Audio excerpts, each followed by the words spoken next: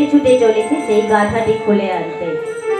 ওমা, যখনই সেই শিষ্যেরা গাধাটি খুলে আনতে গেল তখনই ঝামেলা বেঁধে গেল। কেন না, তখন সবাই ছুটে এসেছে কারা না, যাদের সেই জীবজন্তু, যারা জীবজন্তু রক্ষণাবেক্ষণ করে, যারা তাদের যত্ন নেয়, বিশেষ করে আমাদের বাড়ির মা বোনেরা, তারা সবাই ছুটে এসেছে, চিৎকার করছে, চোর চোর বলছে।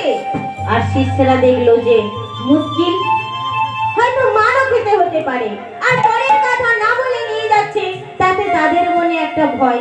তাই তারা বলছে যে দেখো দেখো, গুরুদেব বলেছেন এই গাধাটি আমাদের নিয়ে যেতে, তোমরা কি বাধা দেবে, মানা করবে আমাদের? তখন সেখানে লোকরা বলছে যে না না না না, গুরুদেব যখন বলেছে তখন যাও, তোমরা গাধাটি নিয়ে যাও। আরে আমরা ভেবেছিলাম কে না কে গাধাটি নিয়ে যাচ্ছে, তাই তো আমরা সবাই চিৎকার করছি।